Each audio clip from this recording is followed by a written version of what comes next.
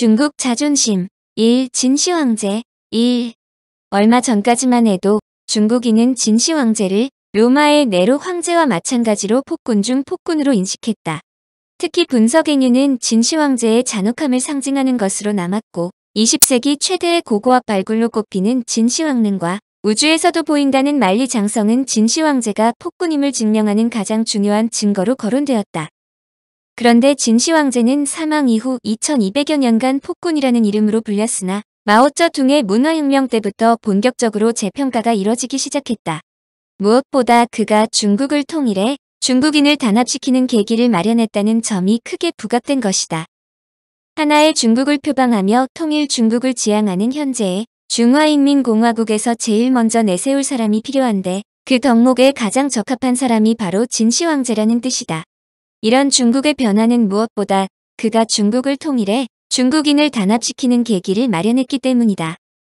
이에 따라 북방의 오랑캐들이라며 비난받던 북방 민족으로 정복 왕조인 몽골족의 원나라, 만주족의 청나라 등의 황제들도 동북공정 이후 중화민족의 위대한 지도자로 재평가되고 있다. 만약 진시황이 중국을 통일하지 않았다면 지금의 중국 대륙은 유럽처럼 여러 나라로 나뉘어져 있을지도 모른다. 덕분에 2008년 북경올림픽 개막식 때 진시 황제를 상징하는 전통 복장의 무용단이 등장했고 만리장성에는 수십 킬로미터에 달하는 천이 이어지기도 했다. 하지만 진시 황제는 중국의 역대 제왕 가운데 가장 변호를 받지 못한 인물이다. 그 이유는 진시 황제가 사망한 후 채 4년도 되지 않아 진나라가 멸망했기 때문이다. 이는 중국 역사상 가장 짧은 왕조다. 사실 중국 역대 황제들의 악행을 따지자면 진시 황제가 자행한 것은 양반에 속한다고 할 수 있다. 예를 들어 초나라 항우와의 치열한 전투를 거쳐 한나라의 고조가 된 유방은 천하를 평정한 다음 한신을 비롯해 초나라를 격파하는 데 공을 세운 수많은 신하를 살해했다. 무지막지한 토사구팽으로 몇만 명을 몰살시킨 명나라의 태조 주원장이나 자기 형을 쿠데타로 쓰러뜨리고 황제가 된 당나라 태종 이세민은 자신이 세운 나라가 장기 집권하면서 성인으로 추앙받고 미화되었다. 그들은 중국 역사에서 누구 못지않게 악행을 저질렀지만 자신들의 선조를 미화해줄 만한 후손들이 있었으므로 장점 속에 단점이 묻혔던 것이다. 물론 진시 황제가 지금처럼 복권될 수 있었던 이유는 그에게 악행이 전혀 없었다기보다 그를 복권시킬 만한 최소한의 근거가 있었기 때문이다. 아무리 진시 황제가 중국을 처음으로 통일했을지라도 그의 단점이 장점보다 많다면 복권에 상당한 걸림돌이 되었을 것으로 보인다. 결론적으로 말해 진시 황제의 복권은 그가 그동안 다른 황제에 비해 장점보다 단점이 중점적으로 부각되어 왔다는 것도 의미한다. 한마디로 진시 황제에 대한 많은 부분이 과장되었다는 얘기다. 가장 걸출한 황제. 진시 황제의 성은 영, 이름은 정으로 전국시대인 기원전 246년 13살의 나이로 진나라의 왕에 올라 기원전 230년부터 군사를 일으켜 이웃 나라들을 정복하기 시작했고 38세인 기원전 221년에 고대 중국의 연, 조, 위, 제, 한, 초 6국을 멸망시켜 춘추 전국시대를 끝내고 중국 대륙을 통일했다. 이후 그는 중국의 옛 전설인 삼왕오제를 모두 겸했다는 뜻에서 스스로를 황제라 부르면서 황제라는 직위명을 동아시아에서 최초로 사용했다. 스스로를 첫 번째 황제라는 뜻의 시황제로 자칭했는데 진나라 첫 황제라는 의미로 진시황이라 부르기도 한다. 황은 전설상의 위대한 성왕들을 지칭하는 말이며 제는 하늘의 신이라는 뜻으로 이는 전 세계를 지배하는 유일의 절대자라는 강한 자부심의 표명이라고 볼 수 있다. 오늘날 중국을 뜻하는 차이나는 진나라의 이름에서 비롯된 것이다. 황제의 칭호를 도입하면서 천자의 명령을 교에서 조라고 바꾸었고 천자의 자칭을 종전에 고나 과인 대신 짐으로 바꾸었다. 이전까지 짐은 고대 중국어의 1인칭 대명사 중 하나였는데 시황제는 짐을 천자의 전유물로 바꾼 것이다. 이때 시황제가 확립한 조와 짐의 용법은 후대 왕조에도 고스란히 이어진다. 진시 황제는 시호와 묘호가 없는 황제로 유명하다. 그는 시황제가 황제라는 칭호를 만들면서 시호를 폐지했다.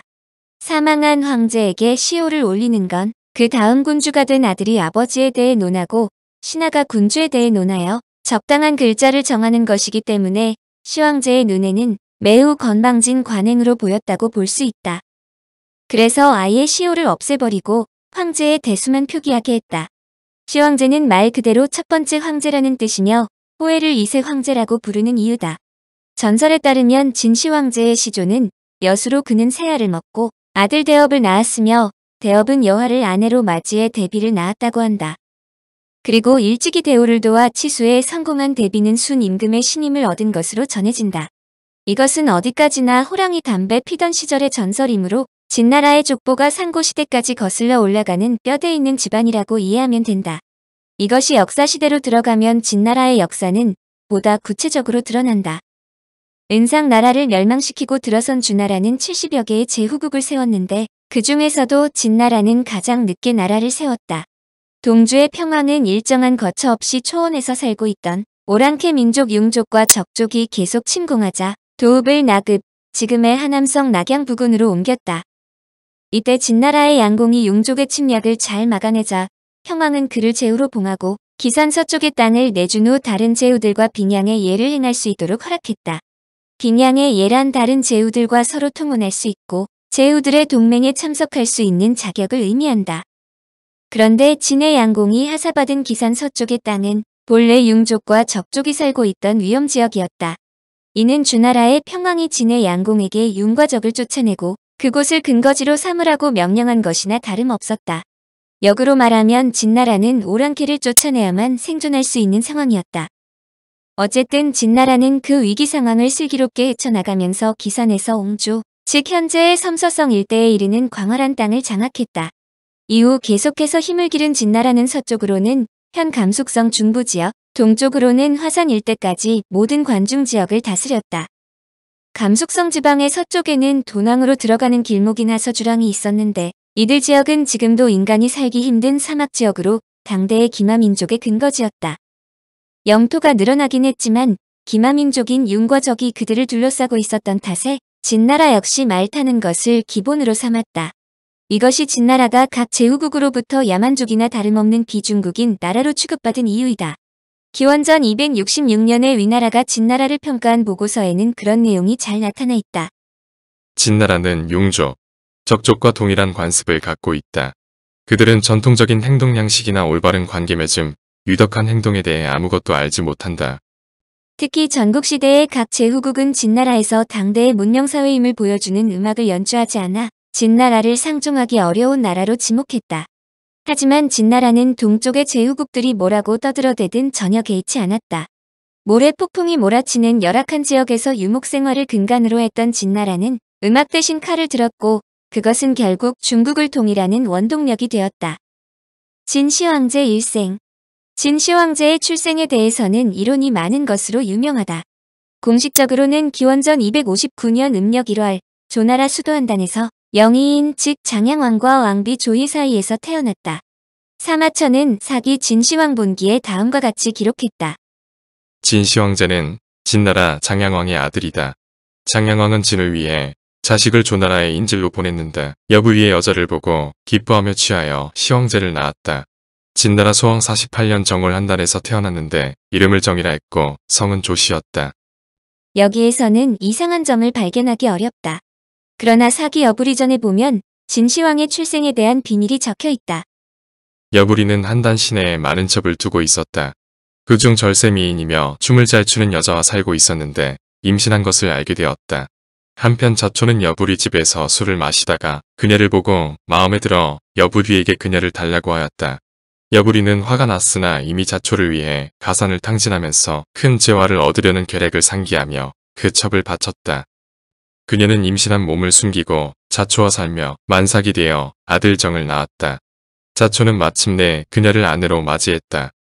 청취자에게 원하는 것은 1. 구독 2. 좋아요